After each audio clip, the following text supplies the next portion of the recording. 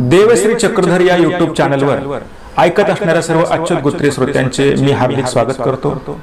आज आपण नांदेड शहरातील सर्वश्रुत असणाऱ्या भक्त श्रीमती अर्चनाताई वाकडे ज्या द्विज गोरक्षण स्थानाच्या सेवेत अविरत कार्य करत असतात व गेल्या 12 वर्षापासून महिलांचा सत्संग घेत असतात। सर्वज्ञ सेवा सत्संग मंडळ त्यांचा आहे आणि त्यांच्या समवेत म्हणजे त्यांच्यामुळेच हे द्विज गोरक्षण हे स्थान आपण वंदन करू शकतो। अशा पंथासाठी अमूल्य असं कार्य करणाऱ्या ताई आज आपल्या समवेत आहेत आणि आज आपणाबरोबर त्या एक प्रबोधनात्मक संवाद साधणार आहेत। त्यांच्या प्रबोधनाचा विषय आहे गृहस्थांचा आचार धर्म। तत्पूर्वी त्यांच्या देवपूजा वंदनाचा आपण या ठिकाणी दर्शन आणि दर्शनाचा लाभ घेणार आहोत। त्यांच्या देवपूजा वंदनामध्ये प्रसाद तुल्य विशेष आहे। अतिशय पवित्र आणि वंदनीय प्रसन्न मनाला प्रसन्न भावणारी देवपूजा त्यांच्या घरामध्ये आहे। मलाही या ठिकाणी आल्यानंतर अतिशय प्रसन्न वाटलं। त्यांच्याकडे देवपूजा वंदनामध्ये सर्व प्रसाद तुल्य विशेष आहेत आणि प्रसाद सुद्धा आहे। तेव्हा त्या देवपूजा वंदनाची आपल्याला सर्वप्रथम आपल्याला प्रबोधन करण्या अगोदर ते आपल्याला त्या देवपूजा वंदनाची माहिती देतील। तेव्हा आपण ताईंना विनंती करूया, ताई आम्हाला देवपूजा वंदनाची माहिती सांगा। दंडवत प्रणाम। दंडवत प्रणाम मंडळी। तर आज परत आपल्याशी एकदा संवाद साधण्याचा योग आलेला आहे। आदरणीय पूज्य तपस्वी राजदादा राहेरकर यांच्या आग्रहावरून आणि विषय आहे गृहस्थांचा आचार धर्म। तर त्या अनुषंगाने सर्वात पहिले आपल्यासाठी जी गोष्ट येते, जो आचार आपल्याला करायचा आहे गृहस्थांना, त्यामध्ये महत्वाची गोष्ट म्हणजे आपल्या सर्वांच्या घरी असलेली देवपूजा आणि त्या देवपूजेसाठी आपण कसे प्रयत्न करायला पाहिजे, त्यांची जपणूक कशी करायला पाहिजे आणि थोडीफार का होईल माझ्याकडून जी आतापर्यंत सेवा झालेली आहे ती आपल्या सर्वांना एकदा पाहायला मिळावी अशी दादांची इच्छा होती। त्यांच्या इच्छेनुसार आणि माझ्याकडे असलेली अतिशय महत्वाची नितळ देवपूजा, जो एक माझ्यासाठी खरोखर अभिमानास्पदची गोष्ट आहे, जी माझ्या पूर्वजांकडून मला ठेव मिळालेली आहे। तर तिचा लाभ एकदा आपण सर्वांनी घेतलेला आहे। जेव्हा आपण आदरणीय पूज्य चेतन दादा कपाटे यांनी माझी देवपूजा आपल्या सर्वांना दाखवली होती, तरी परत एकदा योग आलेला आहे। तर दादांची इच्छा आहे, त्या इच्छेनुसार मी आपल्याला सांगू इच्छिते की माझ्या या देवपूजेमध्ये प्रसाद तुल्य विशेष आहे, क्षेत्रखाज आहे, पिवळ तळली आहे, ह्या 2 भोगरामच्या मूर्ती आहेत, आसन छिन्नस्थळी आहे, आसन छिन्नस्थळी। आता नुकताच एक काष्ट मला डोमेग्रामचा प्रसन्नतेने मिळालेला आहे, हा काष्ट आणि हा काळा गुढा गोवर्धनचा विशेष, हे 2 आत्मतीर्थ, खडकुली नाशिकचा ढगाचा विशेष, यामध्ये गोरक्षणचा विशेष आहे, हे 2 माहूरचे। इकडे हा पाताळ गुंफेतला द्वारकेचा विशेष आहे, हा आपल्या सासू सुनाच्या विहीर मधला विशेष आहे, रुद्धपूर। आणि हे ज्यावेळेस लिंगाचा विशेष आहे माहूरचा, खूप अनेक वर्षापासून हा माझ्या माहेरी होता, तर तो मला मिळाला। हा पानपेकण्यातला विशेष, पानपेकण्यातला विशेष आणि हे 2 वस्त्र प्रसादांचे 2 आणि हा भांडवलांचा विशेष, हा भांडवल काळा गुढा आणि याच्यामध्ये या कळशीमध्ये छिन्नस्थळी दत्तात्रय प्रभूचे माहूरचे विशेष आणि गोरक्षण, अशी प्रसन्न देवपूजेचा मला लाभ झालेला आहे। तर ती आज आपल्या सर्वांना दाखवताना मला खरोखर आनंद वाटत आहे आणि आपल्या सर्वांनाही या गोष्टीपासून काही लोकांना प्रेरणा मिळावी अशी सुद्धा एक इच्छा आहे। त्या कारणामुळे आज आपल्याला ही देवपूजा दाखवण्याचा योग आलेला आहे। दंड हा प्रसाद, वस्त्र प्रसाद, हा 2 वस्त्र प्रसाद। व्रजे प्रसिद्धं नवनीत चौर्यं चौरात् गोपांगनानाच दुकूल चौर्यं अनेक जन्मार्जित पाप चौर्यं चौराग्रगण्यं कृष्णं नमामि, चौराग्रगण्यं कृष्णं नमामि। दंडवत प्रणाम मंडळी। आदरणीय पूज्य तपस्वी राजदादा राहेरकर यांचे YouTube चॅनल आणि गेल्या वर्षभरापासून अनेक YouTube चॅनलद्वारे लॉकडाऊनच्या काळामध्ये अनेक भक्तजनांना जो काही ब्रह्मविद्येच्या संबंधित लाभ झालेला आहे, तर मला वाटतं एक प्रकारची ही एक पर्वणीच होती सर्व आपल्या महानुभाव पंथीयांसाठी. आणि खरोखर जे जे YouTube चॅनल हे सर्व कार्य अगदी निष्काम भावनेने करत आहेत त्या सर्वांचं आणि आदरणीय पूज्य तरडगाव निवासी मोठे बाबाजी यांचं मी आभार मानते. कारण त्यांचे शिष्यमंडळी सुद्धा हे कार्य करत असतात. जसं बाबांचंही लोकांना शिक्षित करण्याचं कार्य आहे तीच धुरा पुढे घेऊन ही मंडळी सुद्धा करतायत. मी त्यांचं अभिनंदन करते आणि त्यांनी मला आज हे 2 शब्द बोलण्याची संधी दिलेली आहे. मी त्या पात्रतेची नाही, कारण इथे पुष्कळ साधू मंडळी, ज्ञानी संत मंडळी आणि ही सर्व असताना आपण काही सांगणं, तर त्यामुळे मग दुसरा कुठलाही ब्रह्मविद्येचा विषय न घेता मी म्हटलं की चला आपण आपल्या वासनिकांबद्दलच त्यांनाच काहीतरी संबोधित करू. आणि मीच माझ्या मते हा विषय निवडलेला आहे. कारण की ठीक आहे, जी ज्येष्ठ मंडळी असतील त्यांना हे सर्व माहीत असेल, परंतु माझ्यापेक्षाही जी लहान मंडळी असेल किंवा काही जण परंपरेने उपदेशी घराण्यातली असतात त्यांना माहित असतं की आम्ही भवाळाहो म्हणतात, परंतु आपण ग्रहस्थ आपण कसं आचरण करायला पाहिजे, आपली अस्तिपरी काय असायला पाहिजे ही कधी कधी सांगितल्या जात नाही. आणि आपण जेव्हा खंत व्यक्त करतो की साधू मंडळी आम्हाला काही सांगत नाही, तर मंडळी असं आहे की ज्यावेळेस आपण विचारू तेव्हा ते सांगत असतात. मग आपल्याला तो प्रश्नच पडत नाही की आपण काय विचारायला पाहिजे. तर त्यासाठी आज थोडंफार मला काही जे समजतं ते मी सांगण्याचा प्रयत्न करणार आहे. आपण सर्वांनी मायपोट करून माझं काही कमी जास्त चुकलं तर मला मोठ्या मनाने क्षमा करावी ही विनंती आहे. आणि माझी पात्रता नसतानाही मी आपल्याशी संबोधन करत आहे, त्याबद्दल मी सर्व संत महंत भिक्षुक मंडळीची माफी मागून 2 शब्द सांगायला सुरुवात करतो. तर मंडळी, आज आपण गृहस्थाचा अर्थात वासनिकाचा आचार धर्म या विषयावर थोडस बोलणार आहोत. वासनिक म्हणजे ज्याला अनुसरणाची वासना आहे, ज्याला एक निकी वासना आहे, ज्याला काही कारणामुळे त्याला परमेश्वर कळाला पण काही कारणामुळे जो अनुसरू शकत नाही त्याला वासनिक म्हणायचं.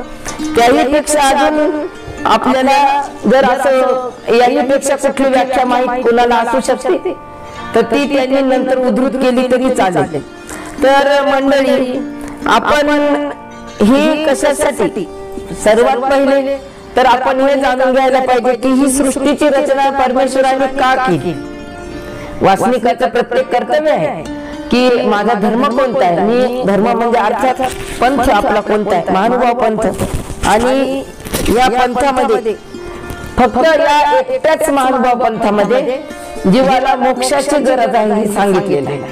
बाकी इतर मी सर्वच धर्मग्रंथ जवळपास वाचलेले आहेत, तर तिथे कुठेही मला मोक्षासाठी तुम्ही झटा असं सांगितलेलं मला आढळलेलं नाही. तर आपल्या या महानुभाव पंथामध्ये आपण ज्यावेळेस आपण सुशिक्षित आहोत, ठीक आहे, काही लोक अशिक्षित असतात, अडाणी असतात, परंतु जी शिकलेली लोक आहेत, जी आपली मुलं आहेत किंवा आपण त्यांना आपण सांगू शकतो का, तर ही माहिती आपल्याला सुद्धा असणं गरजेचं आहे. तर मग सर्वात पहिले तर मंडळी, कदाचित काही लोकांना पटणार नाही, पण मी म्हणते की आपल्याला हे जाणणं गरजेचं आहे की परमेश्वराने सृष्टीची रचनाच का केलेली आहे. त्याला काय गरज आहे हे सगळं निर्माण करण्याची, हे सगळं एवढं मोठं प्रपंच, याची रचना, याचं देवता यांचं कार्य, जीव त्याचं कार्य. तर हे जे आपल्या परमेश्वराला काय झालं की जेव्हा सर्व जीव तमाच्या मायेच्या तमविभागात सुख दुःख विरहित पडलेले असतात आणि मग आपल्या जवळील आनंद जीवाला द्यावा अशी परमेश्वराला इच्छा झाली. त्यामुळे कारण की देवता तर नित्यबद्ध आहेत, ते त्यांच्या स्वानंदात निमग्न आहेत आणि प्रपंच जड आहे. हे दोन तर अधिकारी नाहीत, मग कोण आहे तर जीवच सर्वाधिकारी आहे. परंतु अविद्या दोषाने युक्त आहे, अविद्या दोषाने युक्त आहे आणि त्यामुळे तो आनंद ग्रहण करू शकत नाही. आणि मग जर परमेश्वराला त्यांचा आनंद आपल्याला द्यायचा असेल आणि जीवाला जर द्यायचा असेल तर मग ती अज्ञान आणि अविद्या नष्ट करावी लागेल. मग ही नष्ट करण्यासाठी त्या अपात्र जीवांना पात्र करावं लागेल, त्या सर्व अपात्र जीवांना पात्र करावं लागेल आणि मग त्यावेळेस परमेश्वर आपल्याला सुखानंद देऊन आपल्या जीवाचा आपला आत्मोद्धार परमेश्वर करून देतात. मग हे करण्यासाठी आपल्याला ज्या स्टेप्सनी जायचं आहे, ज्या पायऱ्यांनी जायचं आहे, ती पायरी म्हणजे जे आपल्याला आपले जे सर्वज्ञ श्री चक्रधर स्वामी आपल्या साधनदाता अवतार, ज्या अवतारांनी आपल्याला अस्तिपरी म्हणजे आपण कसं वागायचं, काय करायचं, अस्तिपरी म्हणजे आचार, तर हे आपण काय करायला पाहिजे, याचे विधी कुठले, निषेध कुठले, याचे ज्ञान आपल्याला होणं गरजेचं आहे. आणि त्यासाठी असन्निधान धर्म जो आहे, म्हणजे सन्निधान म्हणजे स्वामी असतानाचा धर्म, असन्निधान म्हणजे आता स्वामी नाही, तर असन्निधानात आपण काय करायला पाहिजे तर हे चतुर्विध साधन. असन्निधानातला धर्म कुठला आहे तर चतुर्विध साधन आहे, स्थान, प्रसाद, वासनिक, भिक्षु. मग आता आपण देवानी सांगितलेलं आहे आमच्या स्वामींनी येथीच्या नामापासून का येथीच्या स्थानापासून वेद. मग आता सुरुवातीला स्थान येतं मंडळी, सुरुवातीला स्थान येतं. मग ते स्थान म्हणजे सर्व स्थान आणि आपल्या घरी असलेली देवपूजा जी आता आपण सर्वप्रथम पाहिलेली आहे. देवपूजा आपल्या घरी वासनिकाचं कर्तव्य आहे. आपल्या घरी असलेली देवपूजा आपण तिची कशी सेवा करतो, तिची कशी व्यवस्था ठेवतो, जपणूक कशी करतो. कारण जर का हे आपण परंपरेत पाळलं नाही, परंपरा ही पाळली नाही, ती देवपूजा आपण आपली तिथली स्वच्छता टापटीप, असं नाहीये की काही लोक दररोज स्नान घालणारे असतील देवपूजेला आणि काही लोक वर्षभर बघणारे नसतील, असा विरोधाभास पाहण्यात येतो. परंतु मंडळी आपल्याला मी सांगू इच्छिते की जर आता काही लोकांचं म्हणणं असं असते, बरंच ज्यांचा अभ्यास जास्त झालेला आहे ते म्हणतात की देवपूजेची गरज काय, किंवा आता परवाच काही लोक मला आंबाईला भेटले होते, देवपूजे पुढेच ताट ठेवल्यामुळे देवग्रहण करतो का. मग मंडळी जर आपल्याला आपल्या मुलांना वळण लावायचं आहे तर तुम्ही त्यांना पहिलीतल्या मुलांना डायरेक्ट 10वीचा अभ्यास सांगू शकता का, आपण त्यांना सांगू शकतो का. तर यासाठी ही परंपरा जपण्यासाठी आपली जी पूर्वजांकडून आपल्याला मिळालेली ही जी ठेव आहे, आज आपण घेतो म्हटलं करोडो रुपये दिले तरी प्रसाद किंवा महत्वाचे विशेष आपल्याला मिळणार आहेत का, याचा आपण विचार करायला पाहिजे. सर्वांनी हे जाणून घ्यायला पाहिजे की देवपूजा म्हणजे देव नाही, देवपूजा हे एक साधन आणि हे आपल्याला आपल्या मुलाबाळांना सांगता आलं पाहिजे. आणि मग त्या साधनाच्या मार्फतच आपल्याला जायचं आहे ना, एकदम तर निराकाराची भक्ती होणं शक्य नाही. मग त्यामुळे मग आपल्याला हे करणं गरजेचं आहे. त्यासाठी आपली त्रिकाळ पूजा अवसर, कारण आमच्या स्वामींना सुद्धा 22च्या त्रिकाळ अवसराचा अभिमान होता. स्वामी म्हणतात आता 22चा देव होईल. तर मग जेव्हा आपण सकाळचा म्हणजे पहाटे देवपूजा उठवली त्यावेळेस आपण आपल्या जणू काय आपल्या डोंबिवरामची आमच्या स्वामीची लीला आपण आठवायला पाहिजे की तिथे ज्यावेळेस स्वामींचा सकाळचा पूजा अवसर व्हायचा, स्वामी उठायचे कसे, नागदेवाचार्यांच्या वक्षस्थळावर आपल्या श्रीचरणाचा अंगठा ठेवायचे कसे आणि ती नागदेवाचार्यांना त्यामुळे होणारा आनंद कसा होता, ह्या लीला आपल्याला आठवल्या जातात. आणि स्वामींना 22च्या पूजा अवसराचा अंगीकार होता. निदान आपल्या 1000 प्रयत्नातला एखादा तरी लेखी लागेल. त्यामुळे आपल्याला प्रातःकाळचा पूजा अवसर, दुपारी 12चा आमचे श्री दत्तात्रय प्रभू पांचाळेश्वरी दररोज 12 वाजता भोजनासाठी येतात. आपणही ती लीला आठवण करून आपण दररोज 12ला देवापुढे उपहार ठेवून आपल्या देवपूजेपुढे उपहार ठेवून आरती धूप करून एखादी आरती म्हणणे आणि त्याचप्रमाणे सायंकाळचा पूजा अवसर. आणि याच्या मागे दुसरं एक स्वामींचं वचन आहे. देवानी सांगितलं, आमच्या देवानी सांगितलं, सगळे आगळ दुपारी तिन्ही चुकवावी. तर या तिन्ही वेळेला जर आम्ही पूजा अवसर आमच्या घरात करत असू, आपोआपच आम्ही आमच्या देवपूजेसमोर असू, बाहेर सहसा जाण्याचा प्रसंग येत नाही. आणि मंडळी वासनिकाच्या तोंडात ज्यावेळेस आपण प्रवास करत असू किंवा रस्त्यात कुठे जात असू तर सतत नामस्मरण असलंच पाहिजे. कारण ती सवय असली तरी, कारण काय सांगितलेले देवानी की तुमच्या तोंडात जर नाम असेल तर तुम्हाला आणखी दुसरी एक महत्वाची गोष्ट की कुठली बाहेरच आपल्याला काही होत नाही. आपल्या शरीराची आणि कुठे ऍक्सिडेंट होत असेल, कुठे काही कमी जास्त असेल तर ती कुठलंही संकट येणार नाही. कारण नामाचे जे 10 टाय सांगितलेले आहेत, नामाच्या 10 टायानुसार नाम येते विघ्नहरी, नाम पडते आका घरी, नाम साह्य करी. त्यामुळे आपण ज्या वेळेला आपण रस्त्यावर असू, रोडवर असू, आपल्या तोंडात आपलं स्मरण चालूच असायला पाहिजे. आणि जे आपल्याला असं म्हटलेलं आहे की निरक्षीर निवर्तित तया महानुभाव, तया महानुभाव बोलतील. तर आपल्याला निरक्षीर निवडता आलं पाहिजे आणि हे समजून घ्यायला पाहिजे की मुक्तीमध्ये कसा फरक आहे. चारी मुक्ती सांगितलेल्या आहेत त्या अन्य धर्मामध्ये, त्या वेगळ्या आहेत आणि आपल्या आत्यंतिक मोक्ष हा वेगळा आहे. त्यामुळे आपण आपल्या मुलांची जिज्ञासा पूर्ण करण्यासाठी मला असं वाटतं की प्रत्येक वासनिकाला त्याला लीळाचरित्र त्याला माहित असायला पाहिजे. त्यांच्याकडे सूत्रपाठ अर्थसहित ग्रंथ असायलाच पाहिजे. आपल्या जो असणारे 3 महत्वाचे ग्रंथ हे तर प्रत्येकाकडे असायला पाहिजे. लीळाचरित्र, सूत्रपाठ आणि दृष्टांत पाठ. दृष्टांत पाठ याच्यासाठी की त्याच्यात जे 114 दृष्टांत दिलेले आहेत ते दृष्टांत आपण समजून घेऊन प्रत्येक जीवाला समजायला पाहिजे की हा दृष्टांत त्याच्यात दार्ष्टांतिक असते, ते म्हणजे काय सांगण्यामागचा उद्देश काय आणि त्याच्यातून घ्यायचं काय हे समजलं जाते. त्यामुळे हे 3 ग्रंथ महत्वाचे प्रत्येकाच्या घरात असायला पाहिजे. हा लीळाचरित्रातली भाषा समजत नसेल तर त्याचा जो मराठीत अर्थ येतो ते चरित्र घ्या, पण हे आपल्याला गरजेचं आहे. दुसरी गोष्ट, आपल्याला जो विधी सांगितलेले आहेत तर विधी आणि निषेध सुद्धा म्हणजे जे करायचं नाहीये, जे आपल्या स्वामींनी सांगितले जे करायचं नाही ते करायचं नाही, त्याचा त्याग करायचा. शक्यतोवर आपल्याला ते पाळता आलं पाहिजे. आणि विधी जे आहेत मंडळी आपले सकाळपासूनचे विधी आहेत. आपण प्रातःकाळी 3 ते 6 मध्ये आपलं स्मरण झालंच पाहिजे. नाही होत असेल मान्य आहे, 4ला तरी करा, 5ला तरी करा, पण 6 पूर्वी तुम्ही अर्धा तास तरी देवाला आठवा. कारण देवाने सांगितलंय की त्यावेळेस आम्ही जीवाला चिंतन करतो. बाईचा विचारतात की आम्ही बाबा ते चिंतू, बाबा कवना ते चिंती, बाई हे सकळ जीवा चिंती. मग ज्यावेळेस परमेश्वर आपलं चिंतन करायलेले असतात त्यावेळेस जर आपण त्यांना आठवलं तर नक्की आपला देवाचा हृदय संवाद होईल की.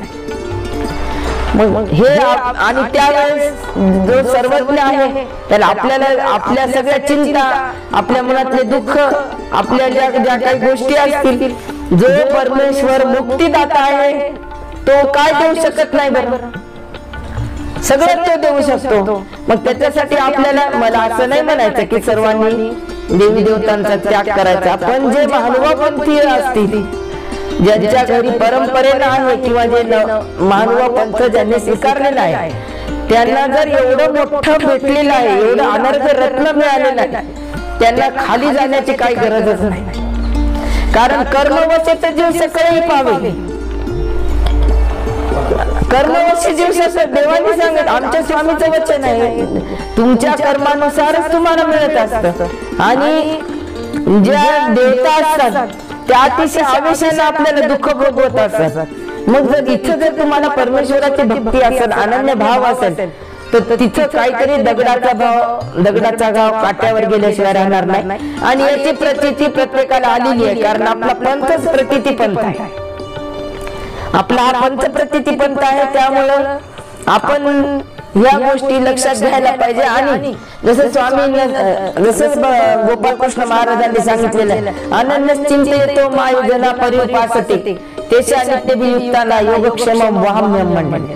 एवढं देवानं वचन दिलेलं आहे, मग कशाला घाबरायचं कारण नाही. बघा ना, एका श्री चक्रधराच्या नावावर आपल्या पंथातील सर्व जेवढे साधू संत आहेत त्यांचे आश्रम कसे चालतात.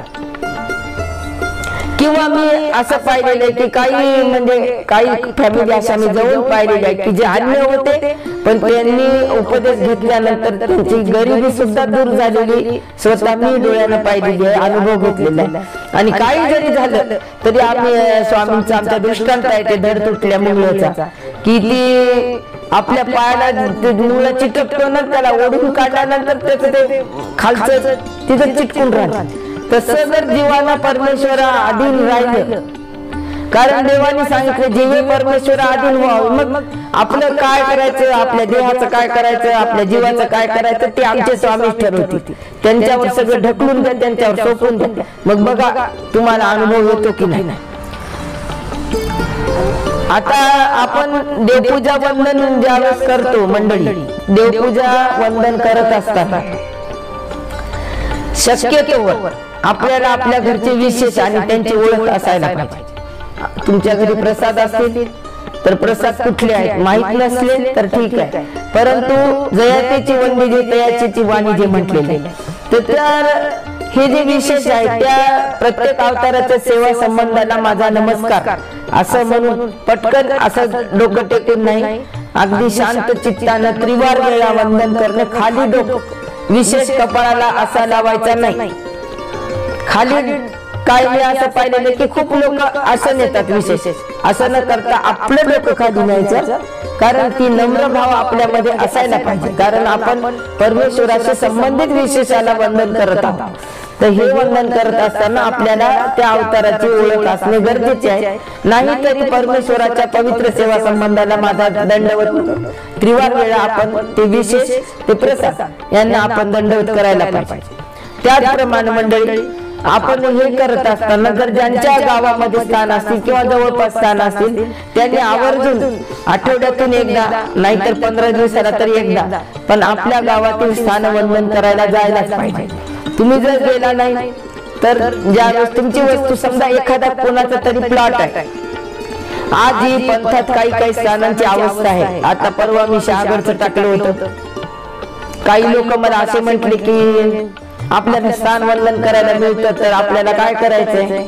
पण जर तुमची वस्तू आहे, आता एक उदाहरण देते मी तुम्हाला की जर एखादा रिकामा प्लॉट आहे कोणाचा, तिथले मालक येत नाही, मग तिथे काय होते त्या प्लॉटचं, त्याची कचरा कुंडी, लोक तिथे कचरा करतात आणि काही दिवसानंतर काय होते की मग अतिक्रमण करण्याचा प्रयत्न करतात.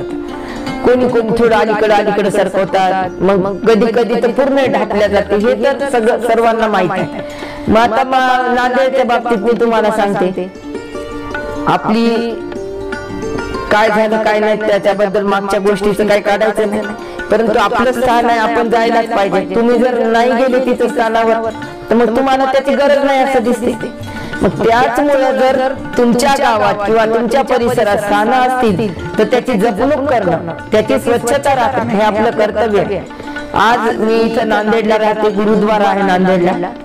पहा तुम्ही तिथं सगळे भक्त मंडळी स्वच्छता करत असतात, तसं आपण का करत नाही. आपल्या वासनिकांचा सुद्धा कर्तव्य आहे. आपल्याला जर वेळ असेल कधी तर आपण हातात झाडू घेऊन आपल्या गावातलं जे मंदिर असेल, आपल्या परिसरातलं जे मंदिर असेल किंवा आपण कधी परमार्गाच्या भेटीला गेलो तर आपली काहीतरी तिथे मदत झालीच पाहिजे. कारण आपल्याला आता तर स्वामींचं सन्निधान नाही, देवानं तर दास्य मोचक सांगितलेलं, दास्य मोचक म्हटलं, परंतु आता सन्निधान नसताना सन्निधानी थोडंफार का होईना काही ना काहीतरी दास्य आपल्या हाती लागलं पाहिजे. त्यामुळे तुमचे काही ना काहीतरी तर नाश होईल ना कर्म कुठले तरी, नाही जरी समजा तरी आज्ञा पालनाचं गुंत लागेल. त्यासाठी आपण हे करायला पाहिजे. आणि आणखी एक गोष्ट मला सांगावीशी वाटते की ज्यावेळेस आपण आषाढी देवपूजा वंदनाला इतरत्र खूप ठिकाणी जातात, मला माहित आहे मी पण महिला मंडळ घेऊन जात असते, तर अशा ठिकाणी आपण जेव्हा जातो आपल्याला घाई असते, परंतु ती घाई असताना सुद्धा आपण ज्यावेळेस आपल्याला चहाचे कप दिल्या जातात किंवा जेवण दिलं जातं किंवा नाश्ता दिला जातो, तर ते आपण खाल्लेलं उच्चिष्ट किंवा त्या प्लेट्स, त्या कप, त्या आपण तसंच सोडून न जाता आपण ते तिथल्या बाबांना कोणाला विचारून ते व्यवस्थित तिथे टाकून दिलं पाहिजे, साफ केलं पाहिजे. कारण आपली घाण त्यांना साफ करायला लावणं हे योग्य नाही. आणि ज्या ज्या वेळेस आपण प्रत्येकानंच आपण आपलं जे कर्तव्य आहे की तीर्थस्थान वंदन करायला जाणे, हो, जसा हा आपला नित्यविधी आहे, दररोजची देवपूजा करणे, आरती करणे, त्याचप्रमाणे आपण तीर्थस्थान वंदन करायला जाणे हे आपलं ठरलेलंच असायला पाहिजे. वर्षातून किंबहुना 3 वेळेस, ठीक आहे, नाही झालं 2 वेळा तरी जा, 2 वेळा नाही झालं 1 वेळा, पण हे ठेवायलाच पाहिजे. आणि ते करत असताना दरवर्षी नवीन नवीन आश्रमांच्या भेटी घे, तिथं आपल्याला यथोचित जी घडल ती क्रिया करता आली पाहिजे. आपण काय करतो, घाई करतो, लक्ष देत नाही. मंडळी त्यांच्याकडे सगळं भिक्षेच आलेलं असते, आपण त्याचा विचार करायला पाहिजे. तीर्थस्थान वंदन करायला जात असताना किंवा नवीन मार्गात आपण जेव्हा जातो त्यावेळेस आपण तिथली त्यांची श्रेष्ठता आपण वर्णन करावी. तिथं जाऊन इतर लोकांची तुलना, तिथं जाऊन दुसऱ्यांचं मोठेपण हे नाही करायचं. तिथं जाऊन त्यांचीच आपण सेवा करावी, त्यांची प्रशंसा करावी, स्थानाची स्वच्छता करावी. आणि हे करत असताना आपल्याला त्या स्थानवंदन करत असताना तिथली लीला माहित असणं आवश्यक आहे. नसेल, तुम्हाला माहित नसेल तर तुम्ही ती लीला तिथं असणाऱ्या कुणाला विचारू शकता. आणि जर तुम्हाला तळमळ असेल ना तर ही गोष्ट परमेश्वर घडवून आणणार. तुमची तळमळ नक्कीच पोहोचते, परंतु ती असावी लागते. कारण एकदा मी तुम्हाला सांगते, काही लोक असे आहेत ना, आम्ही परभणीला असताना माझ्या मिस्टरांचे मित्र आले होते, भोकरदन परिसरातले माझ्या घरी आले होते. ज्यावेळेस त्यांनी माझी देवपूजा वगैरे बघितली, त्यांना इतकं प्रसन्न वाटलं. ते म्हटले की आम्ही पण आहे भोवाळ, पण आम्हाला हे माहितच नाही म्हणे, आम्हाला हे काही माहितच नाही म्हणे, असं असते म्हणून. तर मग त्यांना खूपच छान वाटलं. कारण ते म्हटले एवढी छान आरती असते का, तुम्ही हे करता का. त्याने मी देवपूजेला स्नान घालू लागली तेव्हा ते आले. मग स्नान घालताना आपल्याला जर 5 वस्तू मिळाल्या, दही, दूध, तूप, मध आणि साखर, पंचामृत मिळालं तर आपण त्याने घालायचा प्रयत्न करावा. नाही मिळालं तरी चालते, आपण दही दूध घेतो, दही नसेल तर दूधही घ्या, परंतु विधिवत यथायोग्य देवपूजेला स्नान आपण घातलंच पाहिजे. आणि सगळ्यात महत्वाचं म्हणजे साष्टांग दंडवत विधी एक महत्वाचा आहे, जो आपल्यामध्ये आहे. आपण आपल्या देवपूजेपुढे आपण स्थानाला जाऊ तेव्हा आपल्याला दंडवत घालता आले पाहिजे. दंडवत न घालणारे खूप लोक मी पाहिले, परंतु आपण दंडवत नाही घातले तरी आमच्या देवाने सुद्धा आपल्याला पूजा अवसर जेव्हा आपण आठवतो, बाईचा रासेल दंडवत घालायचा, नागदेवाचार्य घालायचे. आणि आमच्या स्वामींचं वचन आहे, आम्ही वाई तुटी, यामुळे कर्मनाश होतो की नाही ते मला माहित नाही, परंतु दंडवत घातल्यामुळे आपली नम्रता परमेश्वराच्या ठिकाणी दिसते, हे नक्कीच आहे. आणि ज्यावेळेस भिक्षुक भेटतात आपल्याला, ते सुद्धा भेटीचं एक विधान आहे. भिक्षुकांना सुद्धा नम्रतापूर्वक आपण दंडवत घातला पाहिजे. आपल्या घरी आलेल्या भिक्षुकांची आपल्याला होईल तशी यथायोग्य सेवा झाली पाहिजे. तुम्ही नाही कराल तर मग तुमच्या मुलावर ते संस्कार होणार नाही. तुम्ही जर दुर्लक्ष कराल तर ते बघणार नाही. आणि आपल्याला ते माध्यम आहे, जसं चतुर्विध साधन सांगितलं, स्थान, प्रसाद, वासनिक, भिक्षुक हे आपल्यासाठी माध्यम आहे. आणि तुम्ही जर तुमच्या पंथातील भिक्षुकाचा आदर नाही करणार आहे तर मग तुम्हाला 4 लोकात खाली पाहायची वेळ. त्यामुळे आपल्याला आपल्या भिक्षुकांचा आदर करणं अतिशय गरजेचं आहे. नाहीतर मग मुलांवर संस्कार म्हणजे ठसा उमटवणे, आणि तो जर आपण नाही उमटवत असेल तर मुलांजवळ काय साधन राहील मला सांगा. आणि देवपूजेबद्दल 1000 प्रश्न विचारणारे मुलं झाले, प्रसादाबद्दल 1000 प्रश्न विचारणारे झाले, वासनिकाबद्दल झाले, भिक्षुकाबद्दल झाले. मग तुम्ही जर ते नाही करणार तर त्यांच्यात रुजेल कसा. मग ते रुजण्यासाठी, घरी येणाऱ्या सुनांना कळण्यासाठी, आपल्याही पळ पाहुण्यांसाठी आपल्याला हे करणं दाखवणं गरजेचं आहे. त्याचबरोबर काही घरामध्ये मी असं पाहिलेलं आहे की फोटो नहार घातलेले असतात. फोटो म्हणजे अंधाराला फोटो म्हणजे देव नाही एवढं लक्षात राहू. आपल्याला फोटो याच्यासाठी दाखवायचे आहेत की आपल्याकडे जे अन्य पाहुणे येतात, अन्य लोक येतात, त्यांना कळण्यासाठी आपल्याला फोटो हे दाखवायचे आहेत. फोटो म्हणजे स्मरणात आठवणारे नाही एवढं लक्षात राहू द्या. मला बऱ्याच जणांनी असं सांगितलेले की चक्रधर स्वामींचा जो फोटो दाखवला जातो ते व्याघ्रपुले केळवाडीला आम्ही ते आठवतो. असं मी ज्यावेळेस सत्संग घेते कधी कधी खेळायला घेण्याचा योग आलेला आहे, परंतु ती आठवायचं नाही.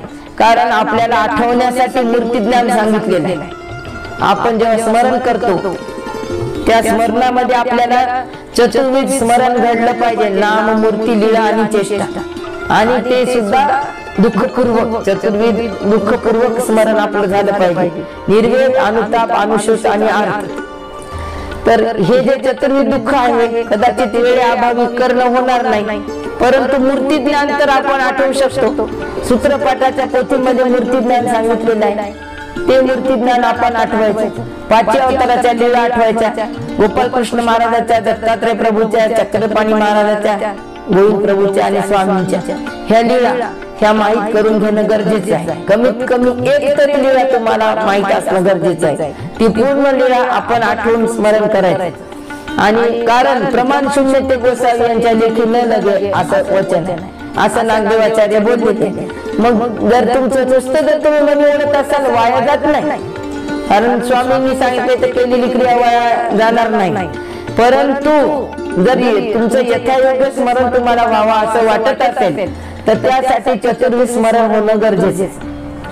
मग ते स्मरण तुम्हाला माहीत करून घेण्यासाठी आपल्या गावी येणारे संत महंत पुस्तक आहेत, आणि ते पुस्तकातलं जरी समजलं नाही तरी समजून घेणं क्रमप्राप्त आहे. कारण आपल्याला वासनिक आदर, आज आपण वासनिकांचा आचार धर्म यावर बोलत आहोत, त्यामुळं हे सांगणं गरजेचं आहे की मूर्ती ज्ञान आपल्याला सर्वांना पाठच असायला पाहिजे. पण नाही जरी झालं, प्रत्येकाची प्रज्ञासारखी नसते, परंतु थोडं थोडं फार तरी त्यातलं तुम्हाला घेता आलं पाहिजे, त्याशिवाय ते स्मरण लेखी लागणार नाही. आणि त्याचप्रमाणे आपण जे नाम शिकलेले आहोत, जे नाम म्हणतो ते आपले योग्य आहेत की नाही. 1-2-3 महिन्याला आपल्याला ते नाम आपल्या घरी येणारे वासनिक असतील, श्रेष्ठ कोणी ज्यांना सगळं कळतं तसे वासनिक असो का भिक्षुक असो, संत महात्मे असो, त्यांच्याकडून आपले नाम क्लिअर करून घ्यायचे. कारण नामच योग्य जर उच्चारलं गेलं नाही तर सगळं निष्फळ ठरणार. म्हणून मूर्ती ज्ञान आपल्याला माहित असणं, चतुर्विध स्मरण, आणि त्याचबरोबर प्रायश्चित्त विधी सर्वात महत्वाचा प्रायश्चित्त विधी आहे. कारण देवाने म्हटलेलं आहे, बाई क्रियेसी अनुताप पुरश्चर. जर आपल्या हातून सकाळपासून संध्याकाळपर्यंत अनेक चुका होतात, आपल्याकडून कधी कधी कडवे बोलल्या जातात, आपल्याकडून कोणाचं अंतःकरण दुखवल्या जाते, कधी मुलांना आपण बेदम मारतोच आपल्या, किंवा शक्यतोवर तर वाणीवर कंट्रोल ठेवताच आला पाहिजे. नाही जरी झालं तरी प्रयत्न करायला हरकत नाही, एकदाच सगळं साध्य होणार नाही. परंतु प्रायश्चित्त विधी हा महत्वाचा आहे. प्रायश्चित्त करायचं म्हणजे पुन्हा सगळं करायची परवानगी असं नाही. प्रायश्चित्त केल्यानंतर आपण आपल्याकडून होणाऱ्या चुकाकडे आपण कटाक्षाने लक्ष द्यायला पाहिजे की माझ्याकडून हे होते तर हे नाही व्हायला पाहिजे. सकाळपासून संध्याकाळपर्यंत अनेक प्रकारची हिंसा होते. हिंसा म्हणजे मग झाडू पटणे असू द्या, झाडताना कुणीची मुंग्यांची हिंसा होणे असू द्या, किंवा काम करणाऱ्या बायांना आपल्याकडून काही बोललं जाते, घरात कुणाला काही बोललं जातं, हे सगळं टाळण्यासाठी आपल्याला वर्षातून एकदा मोठं कुठंतरी जाऊन प्रायश्चित्त घेता आलं पाहिजे. आणि दररोज ज्यावेळेस आपण म्हणतो देवपूजेपुढे संध्याकाळी, तर ते पाठ केल्यासारखं न म्हणता क्षमा कर दयाळा, क्षमा कर दयाळा आपण म्हणतो, तर ते पाठ केल्यासारखं न म्हणता आपल्याला ते समजून उमजून ते शब्द आपल्या तोंडातून बाहेर पडले गेले पाहिजे की मी हे प्रभू राजसी तामसी मी विकारी. आणि मग आपण ज्यावेळेस तामसी आणि राजसी विकारी म्हणालो, विकल्पी आणि हिंसक मीच भारी, मग ही गोष्ट म्हणल्यानंतर लगेच राजस गुणाची वाढ होऊ द्यायची नाही, लगेच तामस गुणांची वाढ होऊ द्यायची. शक्यतोवर विवेक, संयम या अष्टांग योग सांगितलेला आहे. यम, नियम, आसन, प्राणायाम, प्रत्याहार, धारणा, ध्यान, समाधी तर त्याच्यामध्ये यम जे आहे, अहिंसा, सत्य, अस्तेय, ब्रह्मचर्य, अपरिग्रह, तर ह्याचे आपल्याला पालन आपण करण्याचा आटोकाट प्रयत्न करायला पाहिजे. ते तर आमच्या स्वामींनी पण सांगितलेलं आहे. जरी तुम्ही गृहस्थ धर्म आचरत असाल तरी पण तुम्हाला गृहस्थ धर्म सुद्धा संयमानं आणि विवेकानं, कारण स्वामी काय म्हणतात, मोळीये जन्म दिले, शिवने दिले, रुमने दिले, मा एक जन्म इथं दिजो. इतके जन्म तुमचे झालेले आहेत, कारण आपण कृतयुगापासून जन्मात आलेलोच आहोत. जरी आता आपल्याला वाटत असेल, लोक म्हणतात की मनुष्य जन्म मिळाला आणि मग याच्यातला उपभोग का नाही घ्यायचा. तर तुम्हाला जर परमेश्वर कळाला, तो कळून घेणं गरजेचंच आहे. तुम्ही महानुभाव पंथात जन्माला आलात, तुम्ही महानुभाव पंथ स्वीकारला म्हणजे ज्ञान पाळी फिरण्याचा योग आलेला आहे. तुमच्या घरात, तुमच्या जीवाला, तुमच्या आत्म्याला तिथून आता उन्नतीकडे परमेश्वराला न्यायचं आहे, म्हणून ज्ञानपाळी फिरलेली आहे. मग देवाने सांगितलं काय, तुम्हाला हे जर समजलेलं आहे आणि तुम्हाला ज्ञान मी आता ज्ञानपाळी तुमच्यावर आलेली आहे, तर त्यावेळेस तुम्हाला विवेकानं आणि संयमानं हे जीवन कसं जगता येईल याकडे आपला कल असला पाहिजे, ना की आपण भोगविलासाकडे आपण रमल्या गेलो पाहिजे. ठीक आहे, काही गोष्टी काळाच्या गरज आहेत. आता बऱ्याच लोकांना सांगताना खूप जण मला असे म्हणतात की साधू लोकांचा मोबाईल नाही का, साधू लोकांजवळ गाडी नाही का, साधू लोकांजवळ हे नाही का. ठीक आहे, काळाच्या गरजेनुसार तसं वागावं लागणार आहे. आज आता साधू जो मोबाईल नसता तर मी तुमच्यापर्यंत पोहोचली असते का सांगा. आता मी जे बोलत आहे हे त्यांच्याजवळ असलेल्या मोबाईलमुळे किंवा माझ्याजवळ असलेल्या मोबाईलमुळे संवाद साधला गेला आणि तुमच्यापर्यंत येता आलं. परंतु त्याचा गैरवापर होऊ नये, आपल्याकडून होऊ नये, त्यांच्याकडून नाही.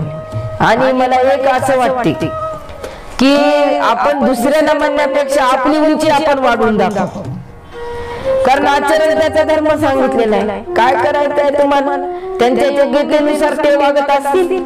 तुम्ही आदर्श वासनिक होऊन दाखवा, आपण आदर्श वासनिक होऊन दाखवा, आपली उंची वाढवून दाखवा.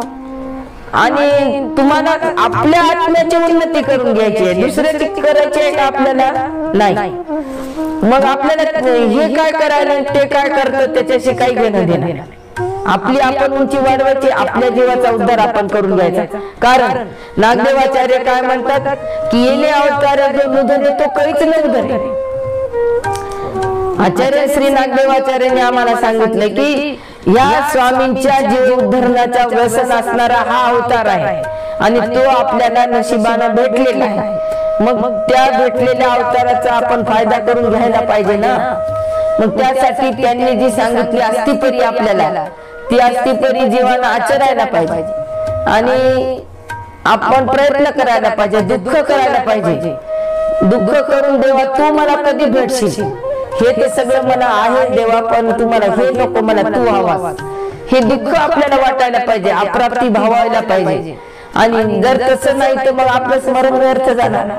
आपल्याला स्मरणाच्या वेळा जर देवाचं दुःख होत नसेल, देवाची अप्राप्ती, कारण आपण काय कर्म केलं असं वाईट की आपल्याला देव सोडून गेले. इथं हजर आज आपण बाईसासारखं, आचार्य नागदेवासारखं, आऊसासारखं, आपल्या नाथोबासारखं, त्यांच्यासारखं आपल्याला सन्निधान मिळालं असतं, परंतु आपल्याला ते मिळालं नाही. कारण परमेश्वर इथं श्री चक्रधर प्रभू अवतार इथं हजर असताना आज आहे, त्यांचा अवतार विद्यमान आहे आणि कदाचित येऊनही जात असेल आपल्यापर्यंत गुप्त, परंतु ते आपल्याला दिसू शकत नाही, ते आपलं दुर्भाग्य आहे. त्यासाठी आपल्याला दुःख वाटायला पाहिजे, जीवाला अप्राप्ती भावायला पाहिजे, तसं स्मरण आपल्याला करता आलं पाहिजे. दुसरी आणखी महत्वाची गोष्ट आहे मंडळी, कोणी कोणाचे विशेष कुठं चोरून देऊ नये, ही महत्वाची गोष्ट आहे वासनिकांसाठी. विशेष जर प्रसन्नतापूर्वक मिळाला तर त्यात प्रसन्नता राहील, अन्यथा जर तुम्ही कोणाचा विशेष घेतला कधी तर त्या माणसाची जी तळमळ आहे, ज्याचं ते विशेष गेला, त्याचं दुःख ते प्रत्येक वेळेला, मग ती आपल्यासाठी चांगली गोष्ट नाही. म्हणून विशेष कधी चोरून करू नये, जबरदस्ती नाही देऊ नये. जबरी कोणाला मागून पण घेऊ नये. आणि आणखी एक महत्वाची गोष्ट आहे, खूप ठिकाणी स्थानावर गोड पदार्थ, गोड पदार्थ साखर म्हणा, गाठ्या म्हणा, आता अर्पण करा तुम्ही फक्त. आणि अक्षता हा अविधी आहे. अक्षता टाकणे हा सुद्धा अविधी आहे, कारण त्या गोळा करताना खडबड होते ते. तर आम्ही जिथे हजर असलो तिथे लोकांच्या बोलण्याची तमा न करता सांगत असतो. आणखी एक महत्वाची गोष्ट आहे की बालिस्त जे स्थानाच्या पाठीमाग ठेवलेलं असतं, बालिस्त उजेड थोडा कमी इकडे करा.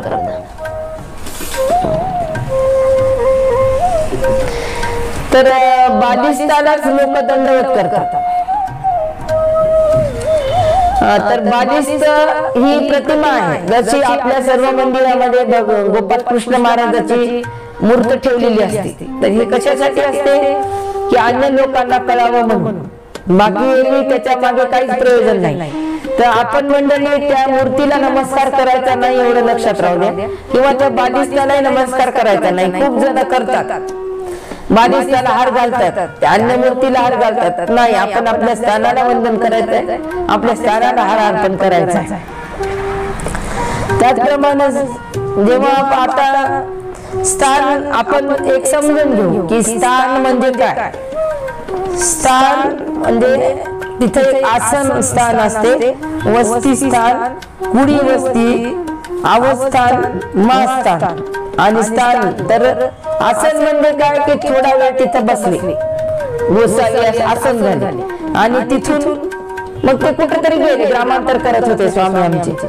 मग एक रात्र जिथे असेल त्याला वस्ती स्थान म्हणायचे, आणि 2 रात्र असतील तर त्याला कुडी वस्ती म्हणायचे. स्थान असेल ते 3 ते 12 दिवस त्याला स्थान म्हणायचं. अवस्थान असेल ते 1 महिन्यापर्यंत, आणि महास्थान असेल ते 1 महिन्यापेक्षा जास्त काळ जिथे वास्तव्य असेल मग 10 महिने, जसं वेरूळ म्हणा, डोंगरगाव म्हणा, पैठण म्हणा, सिन्नर म्हणा, हे महास्थान आली. तर असे हे आसनाचे हे आपले स्थानांचे प्रकार आहेत. आणि आपले जे धर्मग्रंथ आहेत, सप्त धर्मग्रंथ, काव्य गद्य ग्रंथ आणि पद्य ग्रंथ आहेत, आपले जे प्रमुख ग्रंथ आहेत त्याच्यामध्ये मूर्ती प्रकाश, उद्धव गीता, वच्चाहरण, सह्याद्री वर्णन, ज्ञानप्रबोध, रिद्धपूर वर्णन, शिशुपाळवन आणि रुक्मिणी स्वयंवर, तसे सप्तग्रंथ सांगितलेले त्याच्यात एक वाढवलेले. आणि लीळाचरित्र तर आहे पद्य ग्रंथामध्ये, मुख्य स्मृतीस्थळ आहे, हे सुद्धा आपल्याला माहित असायला पाहिजे. सूत्रपाठ, दृष्टांत पाठ, तिन्ही स्थळ आणि बंद हे सुद्धा आपल्याला माहित असायला पाहिजे. कारण हे जरी आपल्याला असं वाटेल की हे तर खूप सांगितलं, परंतु मी जेव्हा हे करायला निघालं तर कराल तर होईलच की गा स्वामींचं आमच्या वचन आहे. त्यावेळेस तुम्हाला हे सगळं माहित होईल, उपलब्ध होईल. तळमळ असेल तर बरोबर तुम्हाला, जर तळमळ असेल, एखादा ग्रंथ मनात असेल आणि तळमळ असेल, मला हे वाचायला मिळालं नाही, वाचायला मिळालं नाही, मला पाहिजे, बरोबर तुमच्या समोर येणार. कधीतरी योग येणार, बरोबर योग येऊन परमेश्वर ते करून देतात, याचा मला स्वतःला अनुभव आहे. आणि हे जे ग्रंथ आहेत, ठीक आहे, सुरुवातीला लीळाचरित्र समजायला अवघड वाटते, ते समजून घेणं गरजेचं आहे. कारण आमच्या स्वामींच्या लीळा आम्हाला समजणं अतिशय गरजेचं आहे. ते जर नाही समजलं आम्हाला तर मग आमचं जीवन व्यर्थ आहे. कारण लीळा म्हणजे इतकं, त्याच्यात इतकं अमृत आहे की ते अनुभवानच कळणार आहे.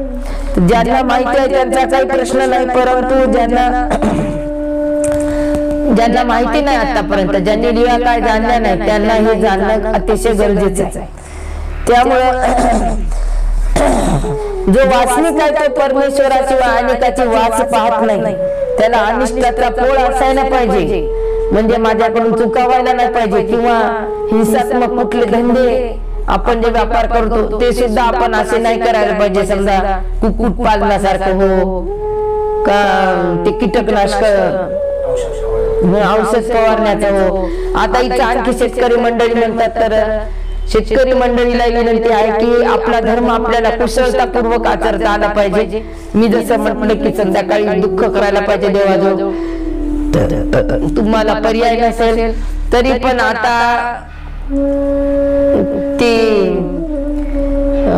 सेंद्रिय शेती निघालेली आहे. सेंद्रिय शेतीला, सेंद्रिय फळबागाला, सेंद्रिय भाज्यांना याच्यापेक्षा दुप्पट तिप्पट भाव आता मिळत आहे. एखादा वर्ष तुमचं नुकसान होऊ शकते, परंतु मला असं वाटतं की लिंबोळी खत किंवा हे जे शेणखत वगैरे आहे, आपण याचे प्रयोग करून ते, मला काही जणांचं मी असं वाचलेलं सुद्धा आहे की त्याच्याच फवारण्या केल्या लिंबाच्या, कडुलिंबाच्या याच्या. तर हे जर आपण करून पाहिलं आणि स्वामींना विनंती केली शेतकरी बंधूंनी की देवा आम्हाला त्या हिंसेपासून तू वाचव, मी हा प्रयोग करायला निघालेला आहो, तर मला असं वाटतं की नक्कीच प्रार्थना फळाला येईल. आणि आपण एखादा आधी थोड्या शेतात प्रयोग करून पहा आणि नंतर जर तुम्हाला त्यात यशस्वीपणा तुम्हाला मिळाला, तुम्हाला त्यात फायदा झाला, तर तुम्ही तुमच्या संपूर्ण शेतीला सेंद्रिय शेती करून पाहावी, अशी शेतकरी बंधूंना मी इथून विनंती करते. आणि भल्याची चाड आपल्याला असायला पाहिजे, चांगलं करण्याची चाड असायला पाहिजे. फक्त माझ्या हातून होईल तितकं, माझ्या हातून होईल तितकं चांगलं झालं पाहिजे परमेश्वरा. एकमेकाचा द्वेष, मत्सर हे आपल्यात नाही आलं पाहिजे. कारण स्वामीने जे सप्तव्यसनाचा त्याग सांगितलेला आहे, तर त्याच्यामध्ये हे आलेलंच आहे. आणि ज्यावेळेस आपण दीक्षा घेऊ, आपल्याला दीक्षा घ्यायचीच आहे. कारण की आपण हिंदू धर्मातलं आधीच जर पाहिलं, पहिलेपासूनच राजे रजवाडे असताना पासून, ते सुद्धा पहा तुम्ही वानप्रस्थ आश्रमाला जात होते, तिथून संन्यास आश्रम स्वीकारत होते. तर ते आपल्याला सुद्धा ते दुःखपूर्वक आपल्याला आळवून देवाला किंवा देवा मला हे घडव. दीक्षा म्हणजे वस्त्र पालट म्हणजे संन्यास नाही, तर षड रिपुंचा न्यास करता आला पाहिजे. दीक्षा, संन्यास आणि अनुसरण हे 3 टप्पे आहेत. दीक्षा म्हणजे वस्त्र बदलून, प्रायश्चित्त करून वस्त्र बदलणे आणि केस काढणे, हा सुद्धा एक त्यागच आहे. कारण केसांना आपलं सौंदर्य दिसते, ते नष्ट होते. आणि कपड्यात प्रत्येकाचा जीव असतो, वेगवेगळे वस्त्र बलिदान करण्यामध्ये, त्याचा त्याग, एकाच प्रकारचे वस्त्र घालणे हा सुद्धा त्यागच आहे. मग तो त्याग झाल्यानंतर षडरिपुंचा न्यास करता आला पाहिजे. काम, क्रोध, लोभ, मोह, मद, मत्सर याचा त्याग आपल्याला झाला पाहिजे. आणि अनुसरण, मग अनुसरण म्हणजे काय, तर आमच्या स्वामींनी सांगितले, येथे म्हणितले ते की जे ते अनुसरण. मग येथे म्हणितले काय, मग देवांच्या ज्या आज्ञा आहेत, आमच्या स्वामींच्या आज्ञा ज्या आहेत, जे निषेध, जे विधी आहेत आणि जे निषेध आहे, त्याचं पालन आपल्याला करता आलं पाहिजे. आपल्याला सूत्र स्वामींनी जे सांगितले 10.5 सूत्र आहे, त्या सूत्रातलं जे स्वामींनी सांगितलं हे करा आणि ते करू नका. आचार्य योग्यता विचारे दृढता स्वामींनी आमच्या सांगितलं, तर ते आपल्याला आपल्या जीवनात होईल तेवढं आणता आलं पाहिजे. 100% नाही आणता आले तरी आणण्याचा प्रयत्न आपल्याला करता आला पाहिजे. कारण आपण हे नाही करू तर मग आपल्या जीवनाला, आपण जीवन तर कोणी जगत, तसं जीवन जगण्याला काय अर्थ आहे. आपल्या जीवनाला एक शिस्त पाहिजे, एक वळण पाहिजे आणि एक उद्दिष्ट पाहिजे, एक ध्येय पाहिजे. असं फक्त भोगविलासात रमणे आणि फक्त अर्थप्राप्तीसाठी जगणे हे जीवन नाही मंडळी. कारण हे जीवन जगत असताना तुम्हाला सुख कधीच मिळणार नाही. आनंद, आत्यंतिक सुख कशात आहे, आनंद कशात आहे, तर या परमेश्वर प्राप्तीशिवाय कुठल्याच गोष्टीत आनंद नाही. कारण याच्यात तर 1 धागा सुखाचा तर 100 धागे दुःखाचे म्हटलेले नाही. संसार करत असताना आपल्याला आपलं लग्न होते, लग्न झाल्यानंतर कोणाला पाहत तुम्ही मुलीच होतात, कुणाला मुलगी पाहिजे असते तर मुलंच होतात, कुणाला अपंग मूक बधिर मुलं होतात, कुणाचे मुलं हुशार असतात, कुणाचे अभ्यासातच हुशार नसतात, कुणाला अर्थार्जनासाठी पटकन नोकरी मिळते, कुणाला खूप झटाव लागते, कुणाला हे करत असताना शेती करणाऱ्या बांधवांना कधी भरपूर उत्पन्न होते, कधी होत नाही. कधी व्यापार करणाऱ्या लोकांना तोटा होतो, कधी हे जे असं संसारात अनित्य जे सांगितलेलं आहे स्वामींनी, संसार अनित्य हे दीर्घ स्वप्न म्हटलेलं आहे. मग हे आपल्याला सहज साध्य होण्यासाठी, याच काहीच न वाटण्यासाठी, मग याच्यामुळे जे दुःख होतात माणसाला, जे त्रास होतो, मग या संसाराचा त्रस आणि नरकाचा भय या जीवाला वाटावाच लागते. नाही तर मग तुम्ही पुनरुपी जन्म पुनरुपी मरण हे आपल्याला करतच राहावं लागणार आहे. ज्यावेळेस तुम्ही परमेश्वर भक्तीत रममान व्हाल, मी असं म्हणत नाही की 24 तास तुम्ही करात म्हणून, पण परमेश्वर प्रत्येक 8वावा देवानी सांगितलेले वंदे दिवस न होऊ द्यायचा नाही, जाऊ द्यायचा नाही, हे स्वामींनी सांगितलेलं आहे. त्यामुळे एकदा प्रातःकाळचं स्मरण आपल्याला घडणं हे अतिशय गरजेचं आहे. आणि ते सुद्धा विधीपूर्वक अनुष्ठान ज्याला म्हणतात ते व्हायला पाहिजे. सायंकाळी तुम्हाला पूजा अवसर व्हायला पाहिजे. झोपताना देवानं सांगितलं तुम्हा आसनी शयनी भोजनी परमेश्वर ओवावा की गा. तर तुम्हाला यावेळेस सुद्धा देवाला आठवता आलं पाहिजे. हे वासनिकाचं परम कर्तव्य आहे. आपण आता पाहिलं की स्थानाची आपल्याला जपणूक करता आली पाहिजे. तुम्ही जर हे करेल ते करेल, तुमच्या गावाजवळचे स्थान असतील, तुमच्या घराजवळचे असतील, तुमच्या परिसरातले असतील, तुम्ही त्याची जाऊन व्यवस्था पाहणे. प्रत्येक गावाला आज गरज आहे. आपल्या महानुभाव पंथातले 1650 तीर्थस्थान होते, तर ते आता जवळपास 1000च्या आतच आहेत स्थान, गमी स्थान राहिले.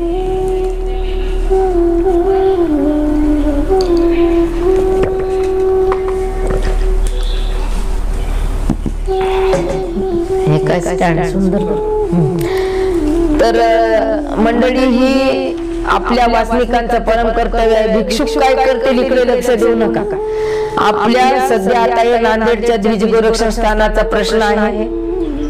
किती अनेक वर्ष झाले हा प्रश्न सुटत नाही मंडळी.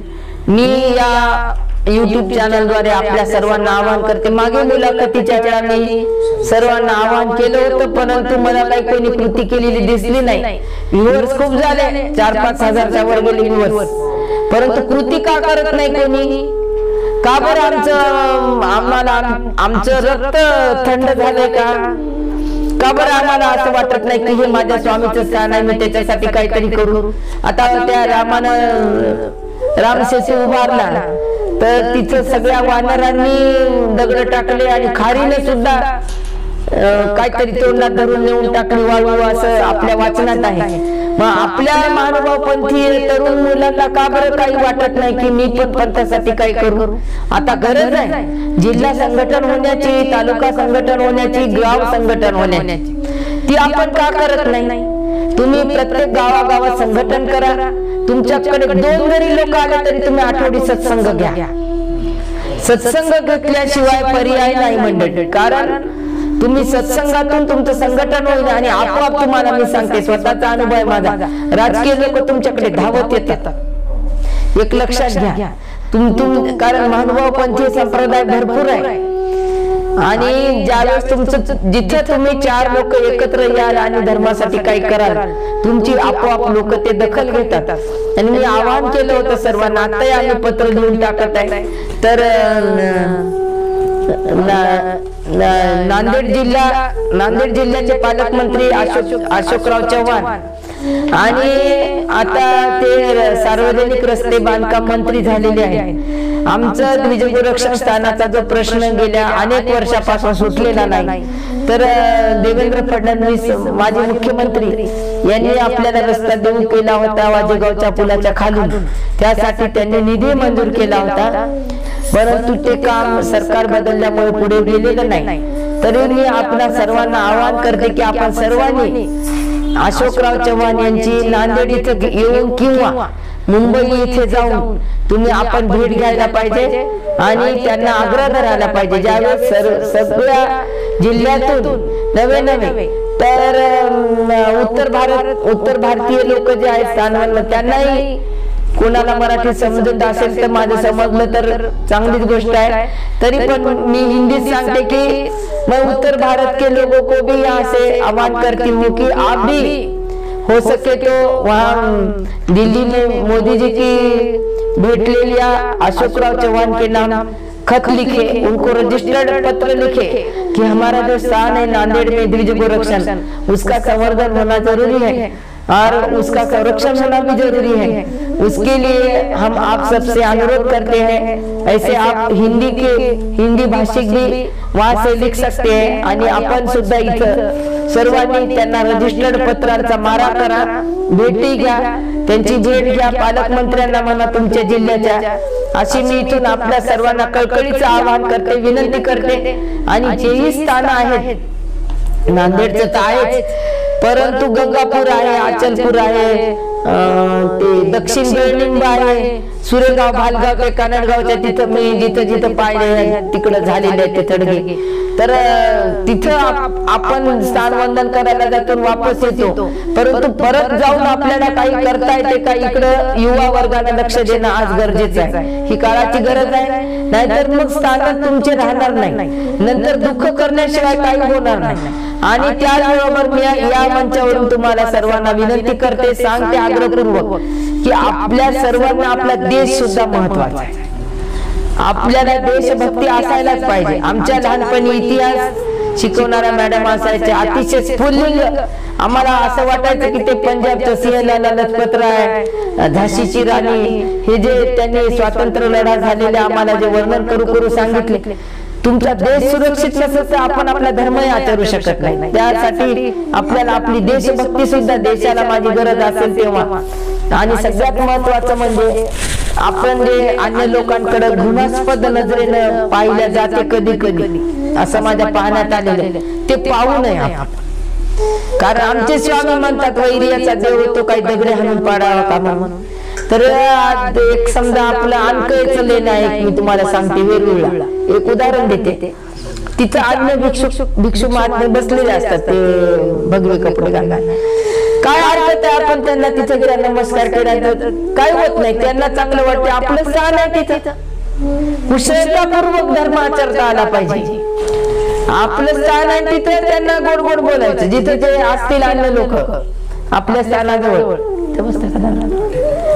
तर त्यांना आपण छान बोलायचं, त्यांना नमस्कार करायचा, कारण तसं करावं लोक दाखवाच लागणार आहे। तुम्ही समाजा वेगळे आहात हे न दाखवता आपण ते आपल्यामध्ये ठेवायचं, आपल्याला फक्त आपलं धर्म संरक्षण करायचं, आपला धर्म। आणखी दुसरी महत्वाची गोष्ट, सगळ्यात महत्वाची गोष्ट, प्रसाद अन्य देवताचा खाऊ नये, का तर त्यामुळे आपल्याला मलिनता आहे, त्याला पाप होत नाही, त्याला काही नाही, परंतु जो विधी आपण दररोज आचरतो त्या आचरण्यामध्ये आपल्याला जाड्य येते, स्मरण होत नाही, त्यामुळे कुशलतापूर्वक ते आपल्याला टाळता आलं पाहिजे। मग त्यांना आपल्याला सांगता आलं पाहिजे, आपल्याला माहित नाही ठीक आहे ना, मग दिला तर गपचूप जायचा, हातात एखाद्या झाडाच्या तळाशी टाकून द्यायचं किंवा एखाद्या लहान लेकराच्या हातात टाकून द्यायचं, परंतु फटकन आम्हाला जमत नाही। आता समजा आता जुने झाले, आता आमची सगळ्यांना माहिती झालेली तर त्यांना माहित आहे घेत नाहीत म्हणून, मग ते आम्ही उत्तर देऊ शकतो, परंतु प्रत्येक व्यक्तीला ते देता येणार नाही, तर त्यासाठी आपण कुशलतापूर्वक चालत नाही बुवा, किंवा काहीतरी कारण सांगता आलं पाहिजे, माझा आज उपवास होता त्यामुळे मी आज खाल्लं नाही, सकाळी जेवण झालेलं आहे, हे आपल्याला टाळता आलं पाहिजे, कारण अन्नानच सगळी मलिनता येते, एवढं लक्षात राहू द्या। सात्विक अन्न, सात्विक आहारच आपल्या पोटात गेला पाहिजे, हे महत्वाचं आहे। हा, लग्नाला गेलं सत्यनारायण, मग तिथं नाही खायचं, नाही खायचं, कुशलता उपवास आहे म्हणून सांगून द्यायचं। मागे एकदा बघा एक पोस्ट फिरली होती सगळीकडे की मानव आपण ते प्रसाद का खात नाही, तर ती मग त्याचं कारण आता आपण जाणून घ्यायचं, आणि खूपच जर आता होतच नसेल तर मग काय करायचं की आपल्या ताटाला संकल्प सोडून घ्यावा लागतो। मग आता आम्ही तर घेतच नाही, काही घेतच नाही, तर मग आपल्या ताटाला संकल्प सोडून घ्यायचा, 5 नाम फुंकून घ्यायचे आणि ते ताट पूर्ण संपून टाकायचं, त्याच्यात परत पाणी टाकून ते पिऊन घ्यायचं, असं करावं लागते। आता माझ्यावर तर तशी वेळ येत नाही मला, पण आधीच नाहीच कधी, मी येऊन देत नाही, आणि मग आता झालं तर मग तसं काय करायचं, माझ्या पोरांना मला सांगावं लागतं आता हे दुसरं एक तिकडे राहतो. वास्तुशांतीचं खाऊ नाही, अन्य लोक सुद्धा सांगतात आमची काशी झालेली आहे. हा, मग वास्तुशांती ती कोणते शांती करतात ते दुसरे असतात ना, कोणत्या शांती विधी ते नाही खाऊ. नाही हो, मग अंतिम संस्कार कधी कधी पाळावं लागतं. अंतिम संस्काराला आपण गेलो कोणाच्या घरी, आल्यानंतर देवपूजा प्रसाद पाय धुवून स्नान करतात, कोणी पाय धुवून, कोणी आपण देवपूजा प्रसाद वंदन करायचा. नसेल आपल्या घरी प्रसाद कोणाकडे असेल तिथे जाऊन करावा, आणि मग नंतर आपण आपलं नित्यविधी. देवाला दुःख करावं की आज मी अशा तामसिक ठिकाणी गेलो, देवा माझं रक्षण कर, आणि ते नाम तोंडात ठेवायचं. आम्हाला जर असा वेळ आला तर आम्ही सतत नामस्मरण करतो, सतत नामस्मरण करत राहायचं. अशा वेळा आता काही गोष्टी करावंच लागतात आपल्याला राहायचं म्हणजे, त्याला नाही कसं म्हणता येईल आपल्याला.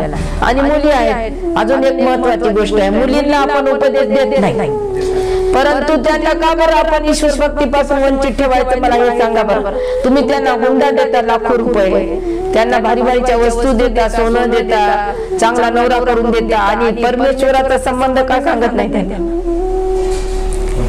मुलींना वंचित ठेवू नये परमेश्वर सहाय्य करतात, असं नाही. मी स्वतः अन्य घरी मला दिलेलं होतं, मी स्वतःचा अनुभव तिथे एक वेगळं चॅप्टर होऊ शकते, मी तुम्हाला सांगते. तर मी उपदेश घेतला 97 ला, आणि माझ्या मिस्टरांनी घेतला 2012 ला. किती अंतर बघा. तितके दिवस मला त्यांचा मनोधर्म सांभाळावा लागला. तर मग 97 बघा, 15 वर्ष ते सगळं पारायण वगैरे आपलं करत होते, पण मध्येच त्यांना लहर यायची, कारण घरचे लोक म्हणायचे की ती आपल्या देवाचं करत नाही. आणि माझ्या मुलांना मी 12व्या वर्षी आदरणीय पूज्य देवीराज बाबा कपाटे परभणी यांचा उपदेश दिलेला आहे.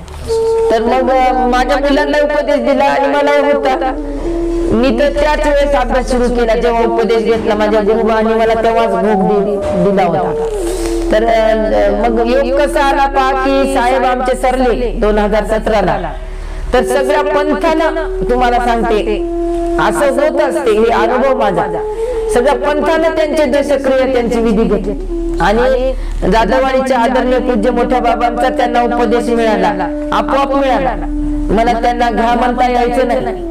ती बाबासाहेबाजवळ गेले होते, तर तिथं त्यांना बाबांनी होऊन उपदेश दिला, स्वतः बसा म्हटले.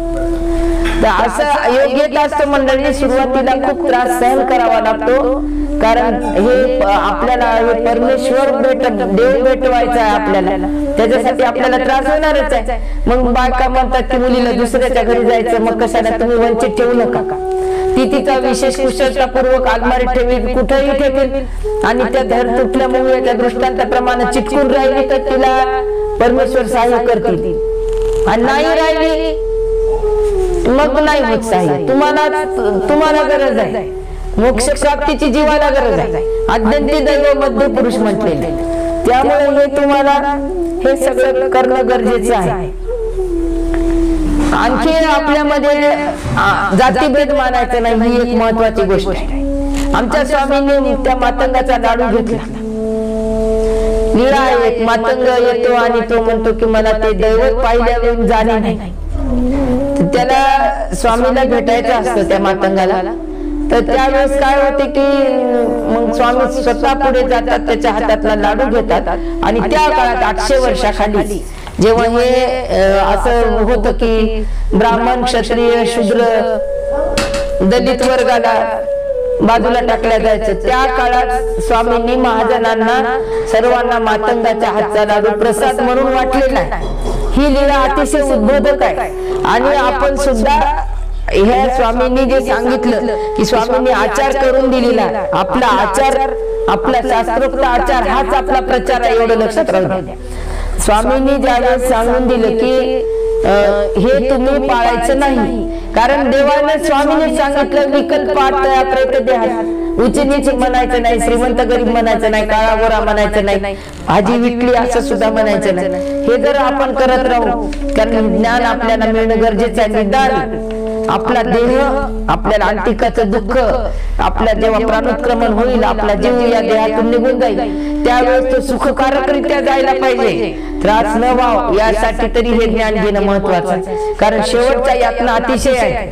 शता सर्पाची वेदना एका रोमाच्या ठाई आहे. 3.5 कोटी रोमावळी जी आहे आपल्या शरीरात 3.5 कोटी रोमावळी आहे. ही रोमावळी इथं इतका त्रास होतो एका रोमाला, तर हे आपण जाणून घेणं गरजेचं आहे. कारण आपण नाही जाणलं, आपण हा जर भेदभाव करत राहिलो, मग आपल्याला प्रतिदेहाचे नरक होतील. आणि ते तर नरक म्हणजे आणखी एक वेगळाच भाग आहे. तुमच्या जीवाला अतिशय त्रास होतो ते नरक यातना भोगत असताना. आणि ते टाळण्यासाठी परमेश्वर आणि त्यांनी सांगितलेला आचार हे करणं, जे आता अन्य लोक गरुड पुराण लावतात ते माणूस मेल्यानंतर लावतात, तर त्या माणसाला जिवंतपणी त्या गरुड पुराणातल्या गोष्टी माहित होणं गरजेचं आहे. म्हणजे मग तो जीव त्या चुका करणार नाही. त्यामुळे आपल्याला उच्च नीच, श्रीमंत गरीब, गोरा काळा हे भेदभाव, जातीचा भेदभाव हा करायचा नाही, कधीच करायचा नाही. तुम्ही कराल तर मग तुम्हाला ते प्रतिदेहाचे नरक, ते यातना त्या प्रेतदेहाच्या भोगाव्या लागतील. कारण ते 12 ते 96 वर्ष पर्यंत त्याचा त्रास आहे. आणि तुम्ही जरी जीवानं किती करून पाहिलं, आम्ही पात्र घातले म्हणतील, तरी पण जीवानं जर खूप केलेले असेल तर त्यानं काय होणार? मग तुम्हाला तर तो त्रास थोडसा काय त्या जीव म्हणजे ज्ञानी पात्रांनी घेतलेल्या ग्रासामुळे थोडं तुमचं हलकं होईल, पण तुमचं कर्म तुम्ही जे जोडले ते कसे काही नसलं जाणार. ते तर तुम्हाला पोळ पाहिजे, दुःखपूर्वक स्मरण पाहिजे आणि जिवंतपणे ह्या गोष्टी टाळता आल्या पाहिजे, तर होणार नाही. त्यामुळे या गोष्टीला स्पर्श करणं गरजेचं होतं. कारण हे आपण खूप करतो आणि किळस आपली जात नाही. ती किळस नाचण्याचा प्रयत्न आपण करायलाच पाहिजे, त्याशिवाय ते साध्य होणार नाही. तर अशा पद्धतीने आज आपल्याशी संवाद साधला. आज आपण, मला जेवढं माहित होतं, काही विसरले असेल सांगताना, तेवढं मी आपल्याला सांगितलं. आणि शेवटी मी एवढंच म्हणेल की ईश्वराची तुम्ही लेकरे प्रेम करा परस्पर, हा जो स्वामींनी आम्हाला संदेश दिलेला आहे तो आपण लक्षात ठेवायला पाहिजे. कारण देवाने सांगितले की परस्परे परम प्रीती कीजे, तर ते आपण लक्षात ठेवायला पाहिजे. कारण ज्यावेळेस नागदेवाचार्याला स्वामी म्हणतात की तुम्ही देवमतीला का भेटून आले नाही, तर आम्ही वासनिकांनी भिक्षुकाला किंवा भिक्षुकांनी वासनिकाला न डावलता त्यांच्या जवळून जात असेल, घराजून जात असेल, तर आपल्याला दंडवत सुद्धा करण्याची एक संधी मिळायला पाहिजे. त्यांना आपण बोलायला पाहिजे, एकमेकात प्रेम रुजायला पाहिजे. आणि सगळ्यात महत्वाचं म्हणजे धर्म अभिमान, देशाभिमान हा आपल्या मनामध्ये आपल्याला जागृत करता आला पाहिजे. एवढंच मला आपल्याला इथे सांगायचं होतं. आणि मी हे जे 2 शब्द सांगितले ते आपण शांतपणे ऐकून घेतले, याबद्दल मी आपले सर्वांचे धन्यवाद करते. आणि आदरणीय पूज्य तपस्वीराज दादांचे सुद्धा धन्यवाद देते. त्यांनी मला इथे आपल्याशी संवाद साधण्याची संधी दिली. दंडवत प्रणाम. 2 शब्द म्हणणार आहे. जय श्री चक्रधरा स्वामी चक्रधरा, जय श्री चक्रधर स्वामी चक्रधरा. तू सृष्टीचा मालक असता चराचरावर तुझीच सत्ता, देई अभय करा स्वामी चक्रधरा. जय श्री चक्रधरा स्वामी चक्रधरा. सर्वज्ञ श्री चक्रधर स्वामी की जय. दंडवत प्रणाम.